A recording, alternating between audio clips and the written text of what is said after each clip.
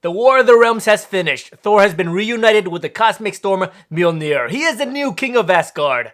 Retirement doesn't suit him, and a new threat looms over the horizon. Welcome to Comic Island's epic narration series, where we bring these comics to life. Now sit back, enjoy the show, and stick to the end where we give you our thoughts on this series and its impact on the MCU.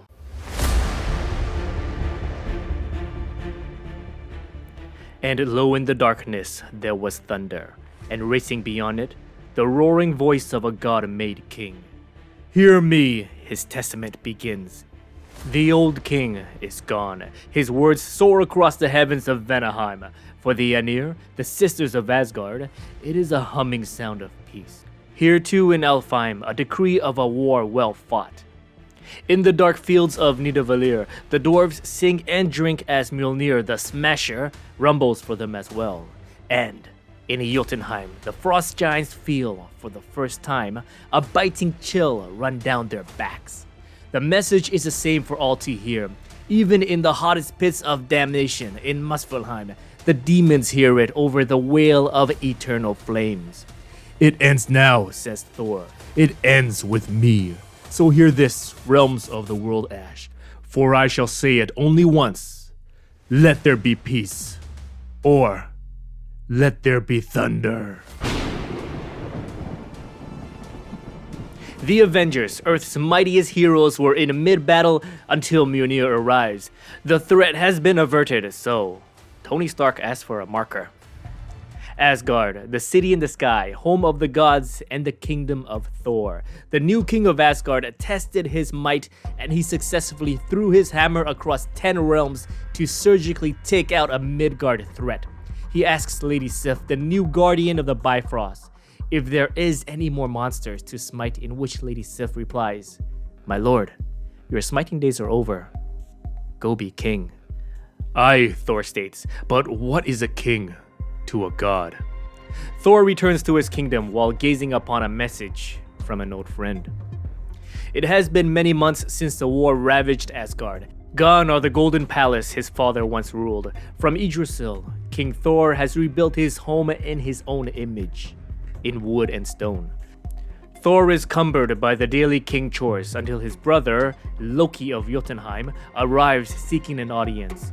Thor is not amused and states, "It is no longer customary to bow when visiting a foreign king." Loki does as requested, with disdain. Thor demands for Loki to leave his kingdom while grabbing his hammer.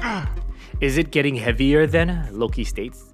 The banned Jotunheim prince, once of Asgard, notices that Thor never grunted before when grabbing his hammer. Thor throws Mjolnir directly at Loki. His brother braces for impact. Fear is felt in Loki's bones, but Mjolnir froze in place, much to Loki's surprise. "How are you doing this?" "I'm the All-Father now," Thor rudely interrupts his brother. "You do well to remember that." Loki is often wrong about many things, but today, he is right. The God King of Asgard has, of late, felt the weight of mighty Mjolnir growing. While preparing for his first speech as King of Asgard, Thor feels his bones quake. An uneasiness, a rumble in his core. That must be his nerves talking, but suddenly, the skies darken. Snow begins to fall. No, not snow. Ash. Then, the mighty Galactus rained from the heavens, creating a crater in his wake. This was not a graceful arrival of a once mighty entity that brings death to planets. This is a battered and beaten world eater, on the run from something more sinister than itself.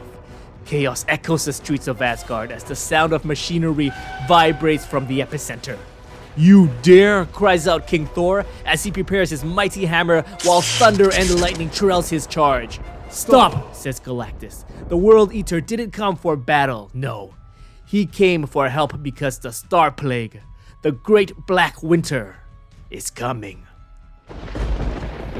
Days pass and Asgard feels the pain of their new world-eating guest. City officials count the dead whom wasn't lucky enough to evacuate Galactus' landing. Rain and thunder washes over the kingdom for weeks. The thunder, oh so deafening. Yggdrasil, the tree of life, begins to die. And then there is Thor. He has called to court the Heralds of Galactus, Cosmic Ghost Rider, Praetor, Stardust Nova, and Alpha Ray to find out what the hell is a star plague.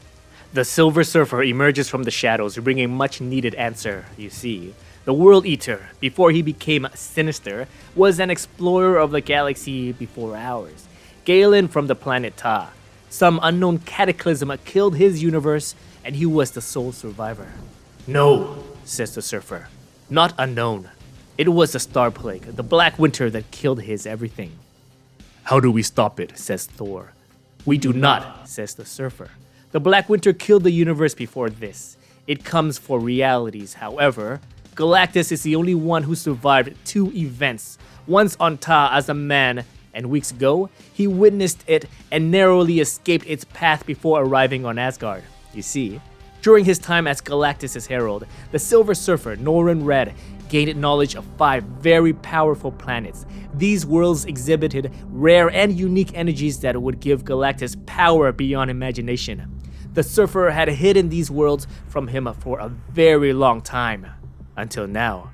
The Surfer believes Galactus is the key to the survival of this reality. He faced the Black Winter twice and had survived. So, by allowing the World Eater to gain untold power, he would face the Black Winter head-on, and this reality may still survive the oncoming chaos. Surfer volunteers to accompany his old master to find these 5 worlds, but Thor states, You will not go alone.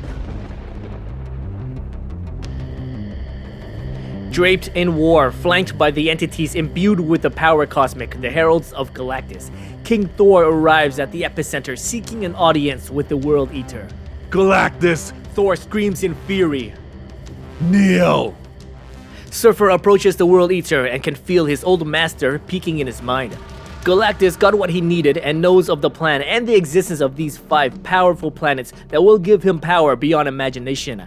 How his old herald kept it a secret for so long, Galactus does not know, but he is impressed. He turns towards his visitors and informs them that the star plague, the Black Winter, he who gazes upon it perceives it differently. You see the form of your own death. Galactus gazed upon it twice now. When he was Galen of Ta, he saw blackness, an endless void his mortal mind could barely fathom. But then he saw it again weeks ago. Galactus turns to Thor, his palms open wide, preparing for an energy blast. The World Eater tells the Surfer that his death came to him as Thor Odinson. The energy beam strikes Thor as the king of Asgard cries out in agony. You see, Galactus didn't arrive on Asgard seeking for asylum. No, he came to the Thunderer. If Thor is to be his end, then he will have words with thee. But before then, Galactus will keep Thor close. Now rise, says Galactus. The dust cloud settles, lightning crackles, and a new being is born. With the powers of a cosmic storm, the strength of an Asgardian prince turned king with all the powers of the Odin Force, and now, imbued with the power cosmic, Thor is the Herald of Thunder.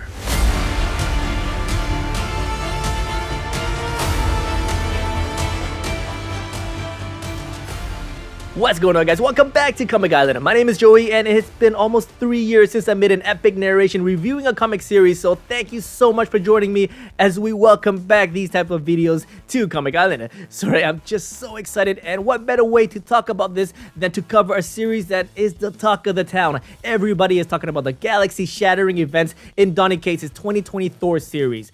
Following the hugely successful War of the Realms run by my favorite Thor writer, Jason Aaron, Donny Cates now carries the torch, and I think the character of Thor Odinson is in very safe hands. This issue is jam-packed with action, and even the slow scenes are impactful. You get Loki returning, showing his great empathy towards his brother, Thor, even though he is a straight-up villain, excluding what the MCEU have been doing for the Loki lore. Don't get me wrong, Hiddleston's Loki is a road to redemption, and I love that depiction, but I'd rather have my comics Loki as a straight-up villain vying for the throne of Asgard. Speaking about Asgard, it has been remade again. Gone are the golden hallways, and I love that Thor remade it in his own image. Rugged wood and stone showcasing his reflection of how he intends to rule. And of course, his feelings are made clear that even though he wanted to be the king for so long, Thor still yearns for battle alongside his friends, the Avengers. The reluctant hero, well, in this case, a reluctant king, makes for a great beginning, but at the end of this issue, the king turns to one of the most powerful entities we have ever seen. Now, we have seen amalgamated powerful versions before, such as when Red Hulk got the powers of Agent Venom and the Spirit of Vengeance, but more recently, in the distant future, Wolverine is a new host to the Phoenix Force, and Doctor Doom gets most of the shared powers of the Avengers from 1 billion BC. He is the Sorcerer Supreme, the Spirit of Vengeance, the Starbrand, and Iron Fist. Wow, who would win that battle, the Herald of Thunder or the Omnipotent Doom? Okay, back to the issue at hand. This new threat they call the Black Winter had destroyed the previous universe, and it finally arrives into this reality. A threat this big that is on a universal scale would warrant the entire hero community's involvement, but we just had a War of the Realms where every hero, even Blade, came to the fight, so with the inclusion of Galactus' old heralds, I believe that the future of Donny Cates' Thor series will focus on cosmic heroes. Maybe the Guardians of the Galaxy will make an appearance, and even Thanos and his Black Order maybe. Okay, one question I always ask myself when new writers take on Thor as a comic hero is this burning question: is Thor a god or an alien with powerful abilities? I feel like Jason Aaron did a wonderful job blending the concept of god and alien through his entire Thor God of Thunder run.